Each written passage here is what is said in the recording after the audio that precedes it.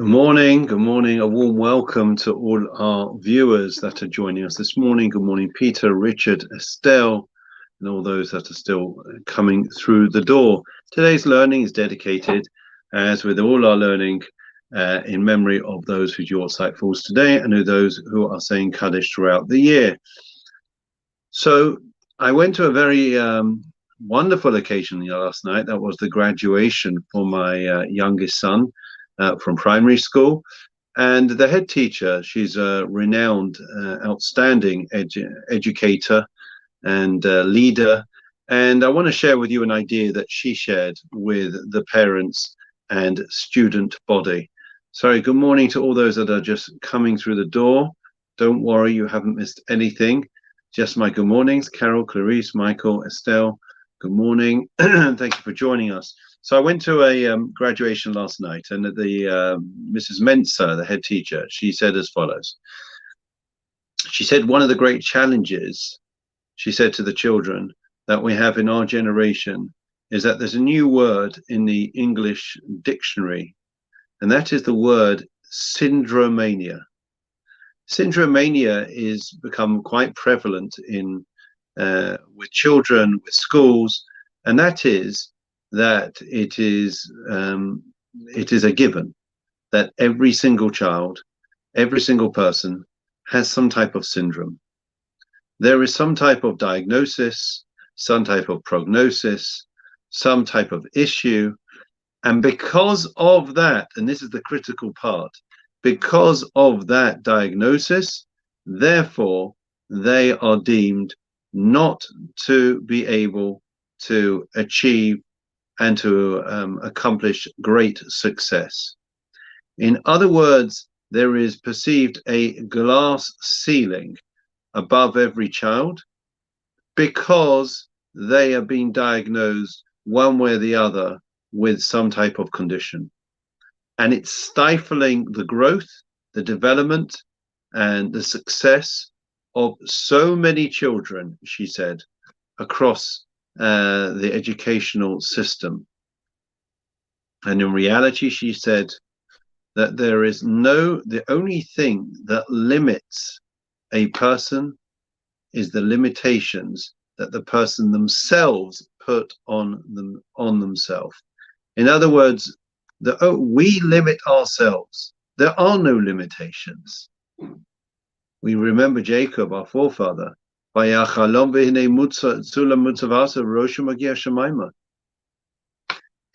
feet of the ladder were on the earth, but the head of the ladder was towards heavens.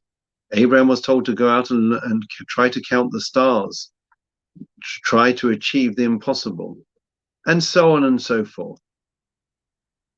Isaac was meant to be the future of the Jewish people, and yet he had to be willing to offer and sacrifice his own self. And therefore, in reality, we know that in the same way that if I was to show you an apple, and I open the apple, and you find a seed inside that apple, and I say, what's the potential of that apple? You'll say, it's an apple. What potential does it have? It's got the potential to be an apple, but if you open it, you see that seed. In that seed is the potential for millions of other trees across the course of history. In one apple is the potential for countless trees, for countless growth across the course of history. And therefore, in every single person, there is unlimited potential for us to achieve, for us to accomplish, and for us to be able to go out and make our lasting contribution in society. What stops us doing that? Why do we come up with excuses? Why do we come up with justifications? The answer, I think, is twofold. Firstly, that it's a matter of when we are feeling rather apathetic, inertia, lazy, whatever you want to call it. So therefore, the easy way is to blame others. We've spoken about it many times. The other thing is this mindset that we get into where we believe that we cannot achieve. There is a certain point that I've reached in life, adkan, up to here, and no further. I'm a certain age. I've got limitations in terms of my capabilities, in terms of what I can create, what I can make. And the truth is that's not the way it is. You only have to look at COVID and lockdown, and many people unearthed tremendous potential that they were completely unaware of before COVID. And were it not for COVID, they wouldn't have done it. People started painting, people started writing, people created businesses. And it was precisely when they found themselves literally with boundaries all around them, locked in, unable to move, that's when they were able to discover true growth. And I think it's an invaluable lesson for us all. We get older, and they have a terrible saying in English, don't they? You cannot teach an old dog new tricks. Well, that's not the way it is with Jews, because we are an old nation, and yet we are constantly reinventing ourselves. No, we are the startup nation, the most creative, dynamic, innovative nation on the planet. Look at Israel. Look at the amount of Nobel Prize winners. But we're old, but we're just new, we're just beginning. And if we have that mindset in our own lives, in our relationships, in our capabilities, when it comes to prayer, when it comes to learning, so a person will turn around and say, yeah, but I haven't done it for so long, I'm out of habit. So start again, start anew, come to shore, try it once. I can't read all the prayers, it doesn't mean anything. So I'll say to you, take one paragraph, invest in it, make an effort, prepare for it the way you would anything else. If you're going to go to the opera, you're going to go to Japan, whatever it is, a foreign culture, foreign language, you'd immerse yourself in it. You didn't understand it. I was in Paris last week, as many of you are aware, with probably around 100 rabbis. Amazing trip, a one-day trip with the chief rabbi. And we were standing in places that were it not for the guide that we had, you would walk right past it. There is no monument, there is no plaque, there is nothing that says that that place has any significance. And that is an invaluable lesson for us. We can go through life and we can just walk past and keep walking and keep sleepwalking and going through with our eyes shut, and not recognizing the beauty that is within each and every one of us, the tremendous potential that you have. And therefore, I hope and pray that each and every one of you and us as a whole will be able to find the inner strength to be able to maybe do something else. I know David's watching us, David Goldring, and the football analogy or the sport analogy is very strong.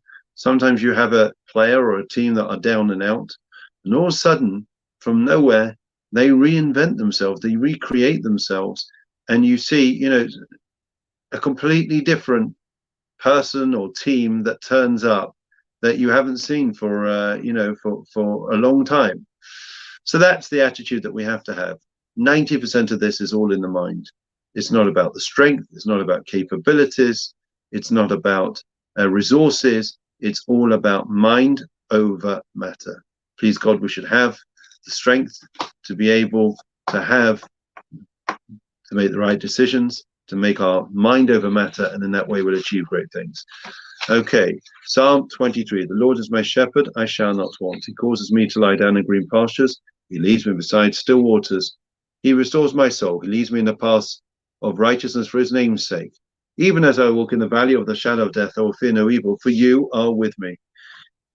Your rod and your staff, they comfort me. You set a table before me in the presence of my adversaries. You anointed my head with oil, my cup overflows. May only goodness and kindness pursue me all the days of my life, and I will dwell in the house of the Lord for the length of days. Memorial prayer.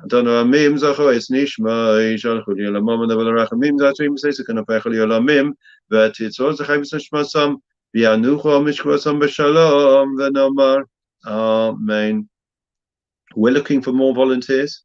If you're available, if you can give us some time, turn up, volunteer, delivering the packages of food to the needy, coming to a minyan, which we're struggling with, coming to educational programs, setting out the Kiddush. So many possibilities, especially in the next few months. If you're interested, just give me a WhatsApp. Finish with Refuah Shleima prayer.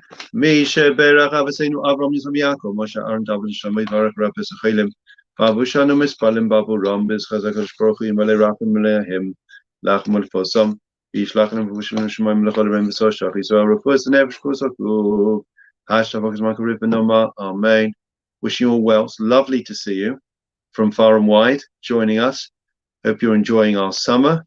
It's really like they used to say in Glasgow, you could have the 4 seasons in one day. Well, it's becoming a bit like that, isn't it? We had the heat wave last week, and now it's undecided, I think is the term for it.